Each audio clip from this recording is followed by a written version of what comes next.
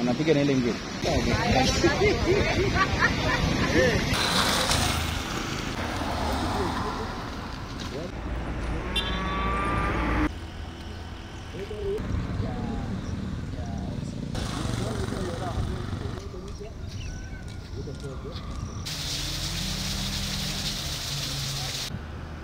Mimi kwa majina na Edward Namema, mkazi wa Epsiralo. Na mimi naona hii barabara ya kutoka Luanda kwenda Majengo imekuwa hatari sana, sababu saa hii tu gari imeanguka hapa kwa mtaro, na ni sababu ya malori imekuwa mingi kwa barabara hiyo. Sasa gari ndogo inashindwa mahali pa kwenda. Hata hii barabara hii iko na hatari sana, sababu hata watu vijana wetu wa pikipiki wanagongewa tu hapo kwa hii barabara hii yenye magari inapita hii.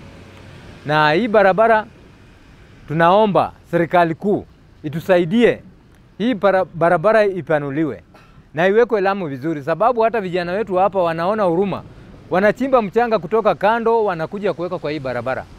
Tunaomba serikali yetu ama rais wetu afuatilie hii mambo, atusaidie kwa hii barabara ipanuliwe, ili wakazi wa hapa wasipate ajali mingi, wasikufe. Watu wetu wanamalizwa na hii barabara sababu ni ndogo. Ni ndugu Boaz Kabole, mkazi wa Epsiralo, na maoni yangu ni kuhusu barabara ya kutoka Epsakami Junction kwenda Majengo. Hii barabara yetu kwa sua barabara ni nyembamba sana, na tunaomba serikali yetu kuu na ya kaunti muangazie hii barabara kabisa. Naona kwamba unavyopita na mwingine ama gari lingine kiovertake, unapata kwamba ni vigumu wewe mtu wa bodaboda kubaki katika barabara ile. Inabidi ushuke chini ya barabara.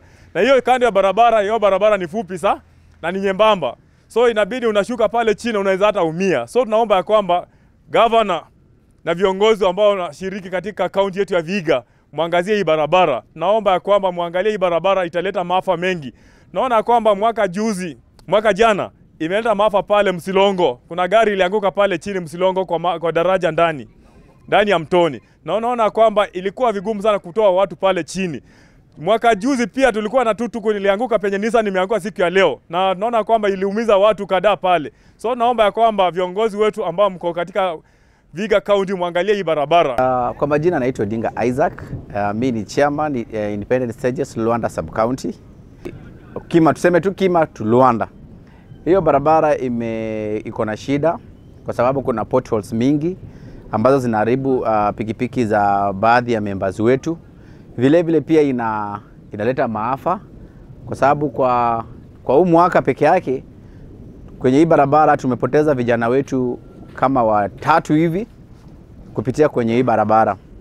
So ni vyema viongozi wetu walioko na serikali kupitia kwa serikali kuu watusaidie venye hii barabara itajengwa, ili tuepushe maafa na ajali za kila mara, kwa sababu tunapoteza vijana wetu kwa sababu ya barabara mbovu. Na hii barabara nikifikiri iko chini ya KENHA, na viongozi ambao walioko ndio wanafaa kwamba tushughulikie, kwa sababu sisi kama wahudumu labda wanafanya biashara wa pikipiki, wengi wao huharibu rims. Pikipiki wakati pikipiki zinagonga kwenye hizo potholes, pikipiki zao zinavunjika, wenyewe wanaanguka, wanaumia, wanaangusha wateja.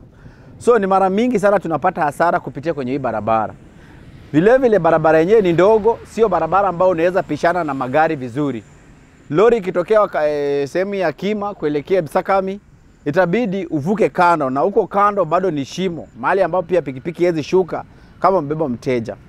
So ni vyema viongozi wetu washughulikie hili swala, kwa sababu ni swala la dharura. Kwa hivyo sio vizuri ya kwamba kila mara tushinde tukilalamika, na sisi tunatoa ushuru kwenye hii kaunti ya Vihiga. Sisi wana bodaboda tunatoa ushuru. Vile vile tunashirikiana kwa njia mingi. Serikali imetusahau sisi kama wafanyabiashara wa bodaboda na wapikipiki at large. Tunapata maafa, tunaumia kwenye hii barabara. Ni vyema serikali itushughulikie, kwa sababu sisi ndio uti wa uchumi katika nchi hii.